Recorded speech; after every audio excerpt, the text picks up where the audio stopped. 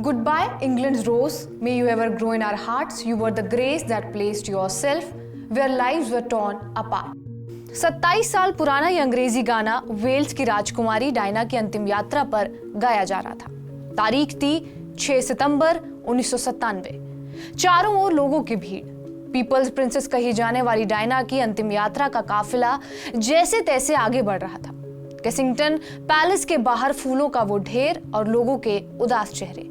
इसे देखकर डायना के बेटे प्रिंस हैरी ने भी कह दिया, ऐसा कैसे हो सकता है जब इतने हजारों लोग जो मेरी मां से मिले तक नहीं, मुझसे भी ज्यादा भावुक हैं। लेकिन डायना लोगों के दिलों में खास जगह बनाई हुई थी। राजघराने की वो बहू एक रात एक दर्दनाक हादसे का शिकार हो गई जिसमें उसकी मौत हो गई। आज डायना की कहानी के बारे में ही जानेंगे।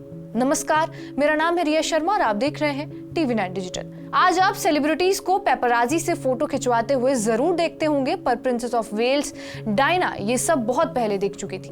उस चेहरे की चमक धमक इतनी थी कि उनकी मौत के 27 साल बाद भी वो चेहरा प्रिंस क्वीन से ज्यादा फेमस है। 1961 में यूनाइटेड किंगडम के सैंड्रिगम में जन्मी डायना फ्रांसिस स्पेंसर, डायना एल्थ्रॉप के विस्काउंट और विस्काउंटेस की चौथी औलाद थी। डायना की उम्र जब सिर्फ 7 साल की थी तब उसके माता पिता का तलाक हो गया था। इसके बाद डायना का बचपन मां के साथ ही बीता। स्पेंसर परिवार दशकों से ब्रिटेन के शाही परिवार का दोस्त रहा है और ऐसे में शाही परिवार के इलाके में ही किराए पर उन्हें घर भी मिल गया। बचपन कुछ अच्छा नहीं गुजरा, जिसके बाद डायना ने बोर्डिंग स्कूल में पढ़ाई की। लेकिन शाही राजघराने में डायना के कदम साल 1977 में पड़े जब उसकी मुलाकात प्रिंस चार्ल्स से हुई। चार्ल्स उस वक्त डायना की बड़ी बहन सारा को डेट कर रहे थे। सारा ने ही डायना की मुलाकात चार्ल्स से करवाई थी। दोनों ही पोलो गेम के बहुत शौकीन थे और इसी खेल की वजह से डायना की चार्ल्स से एक मुलाकातों में बदल गई। अखबारों के फ्रंट पेज पर प्रिंस चार्ल्स और डायना की मुलाकातें हेडलाइंस पर के तौर पर आती थी।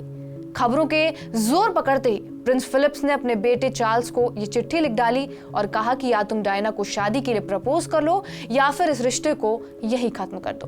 प्रिंस चार्ल्स ने डायना को शादी के लिए प्रपोज किया और 20 साल की डायना की सगाई 1981 में चार्ल्स के साथ हो गई और इसी साल शादी भी हो गई। तभी से डायना की पॉपुलैरिटी जबरदस्त बढ़ गई। प्रिंसेस ऑफ वेल्स की एक एक फोटो करोड़ों में बिकने लगी। डायना का रहन सहन, कपड़ों का कलेक्शन, पैलेस से निकलते हुए उनकी एक झलक, मानो अखबारों के लिए यही मसाला था। उस समय डायना दुनिया की सबसे ज्यादा फोटोग्राफ होने वाली प्रिंसेस थी और उनकी शादी से पहले उनके बॉडीगार्ड की कही हुई बात इसी बात का अंदेशा थी। बॉडीगार्ड ने डायना को चेतावनी देते हुए कहा था, ये तुम्हारी आजादी का आखिरी दिन है, इसे जी भर के जी लो। शादी के 1 साल बाद प्रिंसेस डायना और प्रिंस चार्ल्स का पहला बेटा प्रिंस विलियम हुआ और उसी के 2 साल बाद दूसरा बेटा प्रिंस हैरी हुआ। टीवी के बुलेटिन्स पर प्रिंस और प्रिंसेस की खुशी भरे गृहस्थ जीवन की चर्चा की जाती थी, लेकिन महलों की उन दीवारों के पीछे कुछ और ही था। दरअसल डायना ने बीबीसी के जर्नलिस्ट मार्टिन बशीर को एक इंटरव्यू दिया था जिसमें डायना ये कहती है कि इस शादी में 3 लोग थे, यानी काफी भीड़ थी। उनका ये इशारा प्रिंस चार्ल्स के साथ कैमिला पार्कर के रिश्ते की ओर था।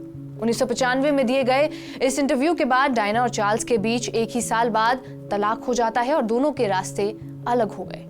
डायना प्रिंसेस ऑफ वेल्स नहीं थी, लेकिन डायना जिस नाम से जानी जाती थी वो इस नाम से जुड़े काम को तलाक के बाद भी कर रही थी। सोशल वर्क, लैंड माइंस पर बैन, एड्स जैसी बीमारियों के बारे में लोगों को सही जानकारी देना, अनाथ आश्रम जाना, ये सब वो कर रही थी। इस सब के बीच डायना की मुलाकात डोडी फयाद से हुई, जो कि एक फिल्म प्रोड्यूसर थे और मोहम्मद अल फयाद के बेटे थे।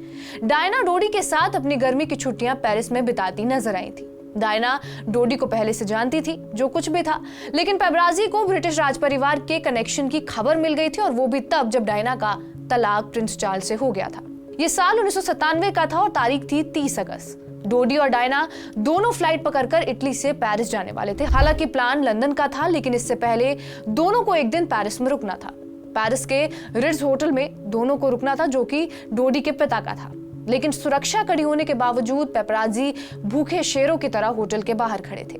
डायना और डोडी की गाड़ी होटल के बाहर जरूर आती है, लेकिन दोनों पीछे के दरवाजे से होटल में एंट्री करते हैं। होटल में एक इंपीरियल स्वीट दोनों बुक करते हैं। कुछ देर यहाँ आराम करने के बाद करीब 5:45 बजे डोडी फयाद होटल से बाहर निकलते हैं अकेले।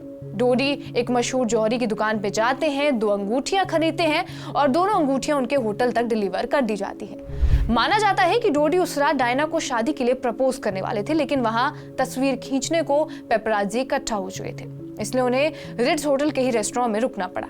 पेपराजी की कतार अब भी होटल के बाहर कैमरा लेकर खड़ी हुई थी। उसी रात 12:10 में कुछ हलचल होती है और डोडी का ड्राइवर कार लेकर होटल के बाहर आ खड़ा होता है। सबको इंतजार था दोनों के बाहर आने का, लेकिन ये जाल पेपराजी को गुमराह करने के लिए बिछाया गया था। दोनों पीछे के दरवाजे से ही होटल से बाहर निकलकर गाड़ी में बैठ जाते हैं।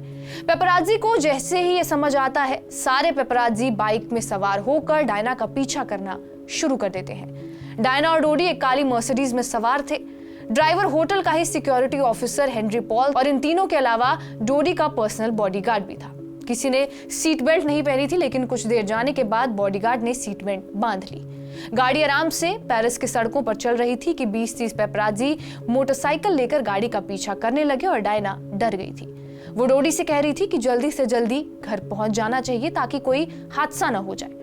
ड्राइवर भी गाड़ी दौड़ाता है और हेनरी पॉल ने शराब पी रखी थी। हेनरी गाड़ी भगा रहा था और तभी गाड़ी पेरिस की पॉन्ट डे एल्मा सुरंग के अंदर घुस जाती है और बाहर ही नहीं आती है। अंदर जाकर जब देखा गया तो मालूम चला कि गाड़ी एक पिलर से टकराई हुई थी और गाड़ी के चिथड़े उड़ गए थे। डोडी ड्राइवर की मौत हो चुकी थी, लेकिन क्योंकि बॉडीगार्ड ने सीट बेल्ट पहनी थी इसलिए वो बच गया। लेकिन नजर फिर डायना पर पड़ती है। खून बह रहा था और डायना की हालत नाजुक थी। सांसें जरूर चल रही थी, लेकिन उस मौत का मंजर देख रहे पेपराजी मदद करने की बजाय अब भी डायना की तस्वीरें ले रहे थे। सुरंग में कैमरों के फ्लैशेस के बीच एक और गाड़ी सुरंग में एंटर करती है। इसमें एक डॉक्टर था। जैसे तैसे पेपराजी को हटाते हुए वो डायना के पास पहुंचे और इसके बाद करीब 1 घंटे बाद पुलिस एम्बुलेंस के साथ वहां पहुंचती है।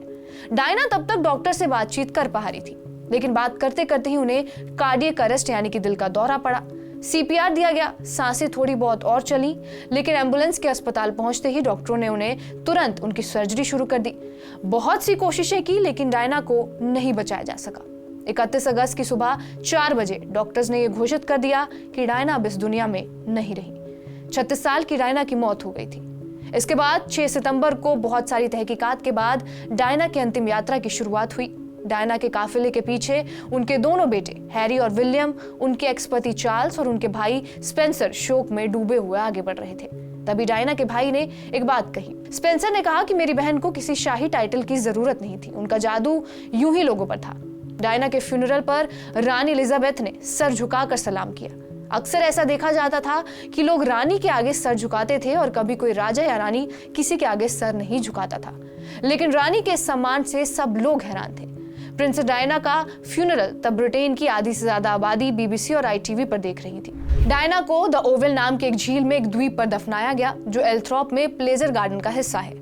10 दिन बाद भी केसिंगटन गार्डन के बाहर फूलों का ढेर 5 फीट गहरा था, जिसकी वजह से नीचे वाली परत खाद तक बनना शुरू हो गई थी।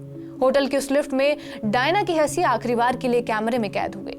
राजघराने की एक्स बहू की मौत के कुछ साल बाद 2005 में प्रिंस चार्ल्स ने अपनी प्रेमी कैमिला पार्कर से शादी कर ली, लेकिन आज भी डायना का जिक्र होते ही लोगों के मन में वो खालीपन, वो एक जगह जिसे सिर्फ प्रिंसेस डायना ही बना पाई थी, वो जगह कोई भी ब्रिटिश राज का शख्स आज तक नहीं भर पाया।